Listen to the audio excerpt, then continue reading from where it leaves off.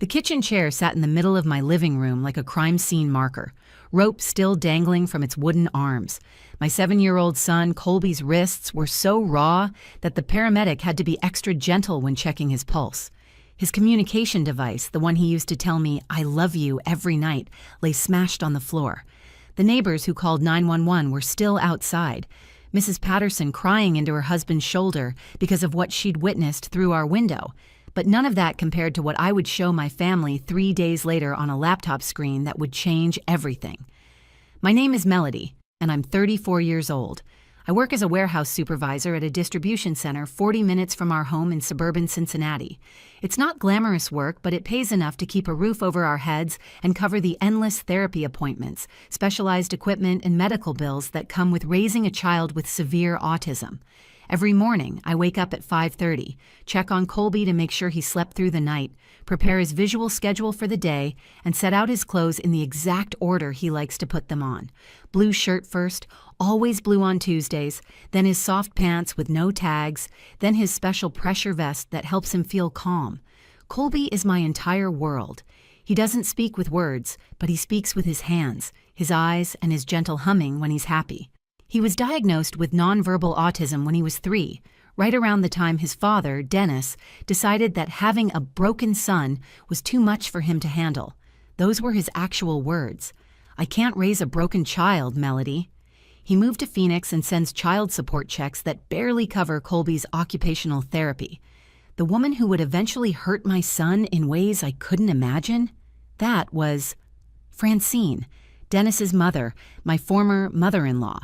At 58, she had the appearance of a respectable grandmother, silver hair always perfectly styled, cardigans from Talbot's, and a smile that church friends called warm, but I'd learned to recognize as calculating. She'd worked for 30 years as a school administrator, the kind who pride themselves on never having a student step out of line. She retired early with full benefits and a philosophy about children that should have been my first warning sign. There's no such thing as a bad child, only weak parents. When she first offered to watch Colby, I was desperate. The specialized daycare had a 2-year waiting list, and I was paying $19 an hour for a caregiver who kept canceling last minute. My savings were disappearing faster than I could replenish them. My own parents, Paulette and Jerome, lived 2 hours away in Columbus and both still worked full-time. My brother Wade was a lawyer downtown but worked 80-hour weeks, and my sister Simone was a healthcare administrator juggling her own 3 kids. "Melody, dear," Francine had said, showing up at my door on a Sunday morning with a container of homemade cookies Colby couldn't eat because of his dietary restrictions. "I know we've had our differences, but that boy is my blood. My grandson deserves better than strangers who don't love him." I wanted to remind her that she'd seen Colby exactly 4 times since the divorce, and once was at a grocery store by accident. But desperation makes you ignore your instincts. "Francine, Colby requires very specific care," I explained. "He has sensory processing issues. He follows strict routines, and changes upset him deeply. When he flaps his hands, that's him being happy. When he rocks, he's self-soothing. These aren't behaviors that need correcting." She nodded, taking out a small notebook. "Of course, I educated hundreds of children, Melody. I understand different learning styles." That should have been warning number 2. She said learning styles, not neurological differences.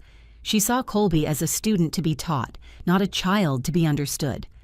The day I finally agreed to let her watch him, Colby had been up all night with sensory overload from 4th of July fireworks. I was exhausted, on the verge of losing my job from missed days, and she stood in my doorway looking like Salvation in a purple cardigan. "You're drowning, dear," she said, not unkindly. "Let me help, Monday through Friday, 7:30 to 5:30. No charge. Family helps family." I said yes. 3 months later, I would be showing a room full of that same family hidden camera footage that would send Francine to criminal court and destroy the image everyone had of the respectable grandmother who just wanted to help. But that Tuesday afternoon when the ambulance pulled away with my son, I only knew one thing. The person I'd trusted most had been the one to hurt him worst. Life as a single mother meant mastering 1,000 small rituals that held our world together. Every morning started the same way. Colby would wake at exactly 6:15, not because of an alarm, but because his internal clock ran with military precision. I'd hear him in his room, humming the tune from his favorite sensory video, a signal that meant he'd slept well.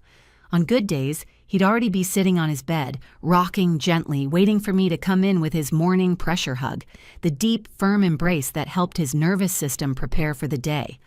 Our house wasn't much, a 3-bedroom rental in a neighborhood where the schools had good special education programs. I'd painted Colby's room a soft blue, the exact shade he'd pointed to at Home Depot, one of the few times he'd shown clear preference for something. His toys were organized in clear bins, labeled with pictures so he could find what he needed without frustration. The kitchen had visual cards on every cabinet showing what was inside. The bathroom had a step-by-step chart for brushing teeth. Some people might see it as excessive, but for Colby, this structure meant freedom from anxiety. After Dennis left, I rebuilt our entire life around Colby's needs.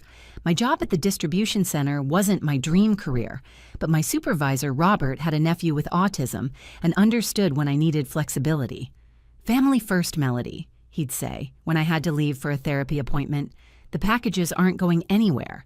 The pay was decent, $17 an hour plus overtime, and the health insurance covered most of Colby's therapies. Still, the copays added up. Speech therapy twice a week, occupational therapy 3 times, behavioral therapy on Saturdays. My credit cards carried balances I tried not to think about.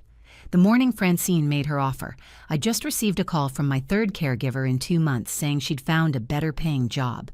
I was sitting at my kitchen table, looking at my budget spreadsheet, trying to figure out how to make the numbers work. Colby was in the living room, lining up his toy cars in perfect rows, an activity that could keep him calm and focused for hours. "You look tired," Francine had said, letting herself in with the spare key I'd forgotten she still had from when Dennis lived here. "I'm fine," I replied automatically, closing my laptop so she wouldn't see the overdue bills. "No, you're not." She sat down across from me, her perfume, something expensive and floral, filling the small kitchen. "I've been doing a lot of thinking since Dennis moved away. I wasn't the best mother-in-law to you, Melody. I blamed you for things that weren't your fault." This was unexpected. Francine had never apologized for anything in the 5 years I'd known her. "When Dennis was young," she continued, "I was so focused on my career that I missed things, important things. I have regrets. But I'm retired now and I have time. Let me help with Colby." "Francine, it's not just babysitting. Colby needs constant supervision. He can't tell you if something's wrong. He gets overwhelmed by loud noises, bright lights, certain textures. Sometimes he has meltdowns that can last an hour." "I raised 3 children while working full-time," she said, a slight edge creeping into her voice before she softened it again. "And I spent 30 years managing hundreds of students, including many with special needs." That wasn't exactly true. She'd been an administrator, not a special education teacher, but I was desperate, and she was family, and she was free. I spent that entire first Sunday training her. I showed her how Colby tapped his chest when he was thirsty, rubbed his stomach when hungry. I demonstrated how to use his communication device, a tablet with pictures he could press to express basic needs. I walked her through his medication schedule, the signs of sensory overload, the specific way he needed to be redirected when he started repetitive behaviors that could hurt him. "This weighted blanket helps when he's anxious," I explained. "And this chewy necklace is for when he needs oral input. Never take it away as punishment." "Punishment?" Francine raised an eyebrow. "I don't believe in punishment, Melody. I believe in teaching consequences." Something about the way she said it made my stomach tighten, but I pushed the feeling aside. My mother Paulette had always said I was too protective, too quick to assume the worst about people. Maybe this was Francine's way of making amends, of being the grandmother Colby deserved. That first Monday, I sat in my car for 10 minutes before driving to work, watching through the window as Francine settled onto the floor next to Colby, picking up one of his toy cars. He didn't pull away, which was remarkable. Maybe, I thought, this could actually work. Maybe sometimes people surprise you. I couldn't have known that 3 months later, I'd be reviewing footage that would make me understand that when someone shows you who they are, you should believe them the first time. The first week felt like a miracle I'd been afraid to hope for.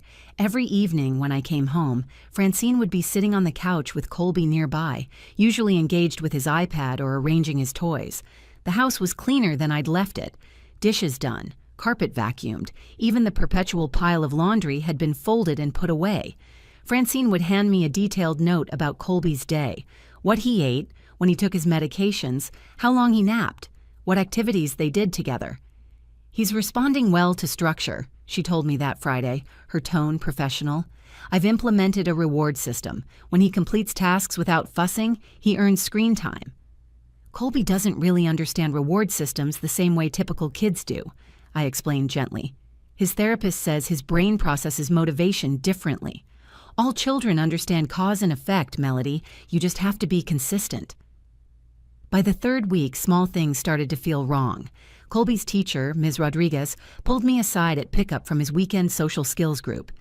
"Melody, I wanted to check in. Colby seems more anxious lately. He's been resistant to sitting in chairs during our circle time, which is unusual for him. Has anything changed at home?" That same week, Colby started having nightmares again, something we'd worked through months ago. He'd wake up crying, pressing himself into the corner of his bed, his usual self-soothing techniques not working. When I tried to comfort him with his weighted blanket, he pushed it away violently, something he'd never done before. "Maybe he's just going through a developmental phase," Francine suggested when I mentioned it. "Children test boundaries, even special needs children."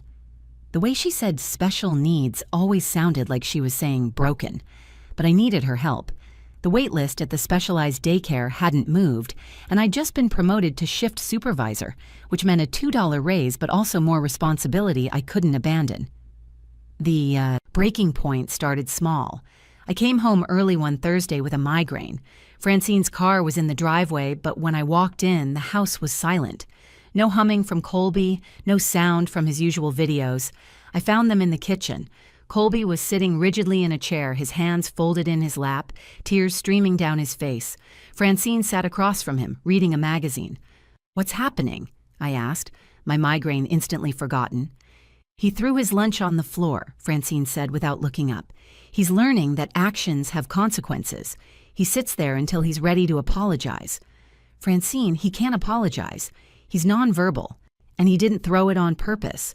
Sometimes his motor control slips." She finally looked at me, and there was something cold in her eyes I'd never noticed before. "He's more capable than you think, Melody. Your low expectations are holding him back." I let Colby out of the chair immediately. He ran to his room and hid under his weighted blanket, something he did when overwhelmed. It took 2 hours to calm him down enough to eat dinner. "I don't think this is working," I told Francine the next morning. "Give it time," she insisted. "Change is hard, but he's learning. Yesterday, he sat quietly for a full hour while I did my crossword. That's progress." That should have been my final warning. Colby never sat quietly unless something was wrong. His natural state was movement, humming, engaging with his environment in his own way. Quiet meant shutdown. Quiet meant distress. I installed the camera that weekend, hiding it inside a decorative plant holder that gave a clear view of the living room and kitchen. I told myself it was just for peace of mind, to see how Colby spent his days. I even mentioned it to Francine, framing it as a safety measure. "Smart idea," she said. "You can see how well-behaved he is when you're not here to baby him." The next 2 weeks, I checked the footage sporadically. Most of what I saw seemed normal, though I noticed Francine spent a lot of time on her phone while Colby sat alone. But it wasn't neglect exactly. He had his toys, his tablet, his snacks within reach. Then came the call from Ms. Harding, his behavioral therapist. "Melody, I'm concerned. Colby's showing signs of trauma response. He's become fearful of restraint, which is unusual because he normally finds deep pressure calming. Has anyone been holding him down? Maybe during a meltdown?" "No," I said, but my stomach was already churning. "Let me check something." That night, after Colby was asleep, I reviewed a full day's footage from earlier that week. What I saw made me sick.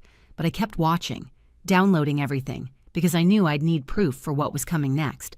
The woman I'd trusted wasn't just strict or old-fashioned. She was systematically traumatizing my child, and she'd been doing it with a smile. Tuesday started like any other morning. Colby had eaten his breakfast. 2. Pieces of toast cut into perfect squares with peanut butter spread evenly to the edges, exactly how he needed it.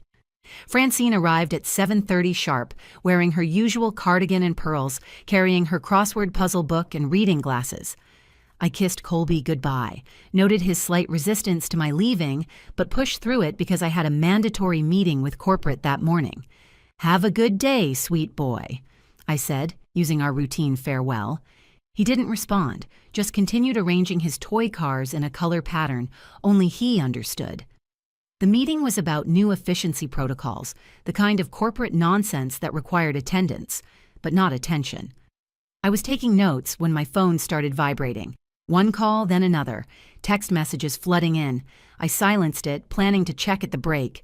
But then my brother Wade called 3 times in a row, and I knew something was terribly wrong. I stepped out into the hallway and listened to the first voicemail from Mrs. Patterson, my 60-year-old neighbor who'd lived next door for 15 years. Her voice was shaking. "Melody, honey, I'm so sorry to call you at work, but something's not right. I can hear Colby screaming from inside my house with the windows closed. It's been going on for over an hour. Not crying, screaming, like he's in pain. I knocked on your door, but no one answered. I'm calling 911. Please come home." The drive home was 23 minutes. I know because I watched every second tick by on my dashboard clock, running red lights when I could, my hands gripping the steering wheel so tight my knuckles went white. I called Francine 6 times. No answer. Called the house phone. Nothing. Wade called me back while I was driving. "Mel, what's happening? Mrs. Patterson called Mom, and Mom called me. She said there's an ambulance at your house." "I don't know," I said, my voice sounding strange and distant. Francine was watching Colby. "I don't know." When I turned onto my street, it looked like a crime scene. 2 police cruisers, an ambulance, 3 fire trucks, neighbors standing on their lawns, phones out, recording. Mrs. Patterson rushed to my car before I'd even fully stopped. "They got him out," she said quickly. "He's okay. He's in the ambulance. But Melody, honey, what I saw through your back window before they arrived, that woman had him tied to a chair, with actual rope." The EMT, a young woman named Janessa, was gentle as she explained Colby's condition. Severe dehydration, rope burns on his wrists and ankles, signs of extreme distress. His diaper, which he still wore because of delayed potty training related to his autism, hadn't been changed in hours. His communication device was found broken in the trash can. "We're taking him to Cincinnati Children's," Janessa said. "You can ride with us or follow." "I'll follow," I said, because I needed to see Officer Rivera, who was documenting the scene. "Ma'am, we need to file a report," he said, his notebook out. "Your neighbor reported hearing distress for approximately 90 minutes before calling. When we arrived, we found your son restrained to a kitchen chair in the center of the living room. The caregiver was not present. The front door was locked, but the back door was open. Your son was unable to communicate his needs and showed signs of severe neglect." "Where was Francine?" "The caregiver? She's my former mother-in-law. We haven't been able to locate her yet. Does she have a history of this kind of behavior?" My phone rang. It was Francine, finally. I put it on speaker so Officer Rivera could hear. "Melody, I had an emergency. My sister Beatrice fell and I had to rush to help her. I'm sure Colby is fine. He was napping when I left." "He was tied to a chair, Francine. The police found him tied to a chair." Silence for 3 seconds, then her voice changed, became harder. "He was having one of his fits, throwing things, hitting himself. I was protecting him from himself. It's a standard restraint technique." "For how long did you leave him?" "I don't appreciate your tone, Melody. That boy is uncontrollable without proper boundaries. I did what was necessary." Officer Rivera motioned for me to keep her talking while he signaled to another officer. "Francine, there's camera footage of everything you've done." She hung up immediately. That evening, after spending 4 hours at the hospital where doctors documented Colby's injuries and dehydration, I sat in my mother's kitchen while Colby slept safely in the guest room with my father watching over him. I pulled out my laptop and began downloading every minute of footage from the past month. What I found was worse than a moment of lost control. It was a pattern of escalating abuse disguised as discipline. I called Wade. "I need you to set up a family meeting. Everyone, tomorrow night." "Mel, what are we going to do?" "We're going to watch what she did to my son. and then we're going to make sure she never does it to another child again. Wednesday evening at 6 o'clock, 18 people gathered in my mother's living room. I'd insisted everyone be there. Francine and her husband Hank, Dennis, who'd flown in from Phoenix looking haggard and confused, my parents Paulette and Jerome, my siblings Wade and Simone with their spouses, Francine's sister Beatrice, and even Francine's older brother Carlton, who'd driven down from Dayton. My mother had set out coffee and cookies that no one touched. The tension in the room was suffocating. Francine sat in the wingback chair like she was holding court, wearing a navy dress and her pearl necklace, looking every inch the respectable grandmother she pretended to be. "This is all a terrible misunderstanding," she began before I could speak. "Melody has always been dramatic about Colby's condition. The boy had a meltdown. I used a standard restraint technique for his safety, and I had to step out briefly for a family emergency. Beatrice, tell them about your fall." Beatrice looked confused. "What fall?" "Francine, I haven't seen you in 2 weeks." The room went quiet. Francine's face flushed slightly, but she recovered quickly. "I meant Margaret, our cousin. I misspoke." "Stop," I said, standing up with my laptop. "Everyone needs to see what's been happening." I connected the laptop to my mother's television, my hands steady despite the rage building in my chest. "This is ridiculous," Francine said. "I don't consent to being filmed." "You knew about the camera," I reminded her. "I told you it was there for Colby's safety. You said it was a smart idea." The first clip began. Monday morning 3 weeks ago. Colby was playing with his sensory blocks, the soft ones that helped him stay calm. Francine walked over and snatched them away. "7-year-olds don't play with baby toys," her recorded voice said sharply. When Colby reached for them, she slapped his hands, not gently. The sharp crack made my mother gasp. "Francine," Hank said, his voice strangled. "Keep watching," I said. The next clip, Colby using his communication device to request lunch, the tablet saying in its robotic voice, "Hungry, please, sandwich." Francine taking the device and putting it on top of the refrigerator. "You can talk," she told him. "I know you can. You're choosing not to. You won't eat until you use your words." The footage showed Colby tapping his chest frantically, his sign for thirsty, then rubbing his stomach for hungry. Francine sitting at the kitchen table reading her magazine, ignoring him completely. 2 hours and 17 minutes passed before she finally gave him half a sandwich and a juice box. Dennis stood up, his face pale. "Mom, what the hell are you doing? He can't talk. He has severe autism." "Sit down," I said. "There's more." The worst clips came next. Colby having a sensory overload, flapping his hands, spinning in circles, making high-pitched sounds, all normal stimming behaviors that helped him regulate. Francine grabbing him by the shoulders, shaking him. "Stop acting like an animal. You're not an animal. You're a child. Act like one." Then came the restraint footage. The first time, she used dish towels to tie his hands to the chair arms. "You'll sit here until you learn to be still like a normal child." She left him there for 45 minutes while she watched her soap operas, occasionally muting the TV to ask, "Are you ready to behave?" The camera captured everything. Colby's terrified face, his attempts to communicate distress, the way he eventually went completely silent and still, dissociating from the trauma. "Jesus Christ, Mom," Dennis whispered, tears running down his face. "He's just a little boy. He's my son." But I wasn't done.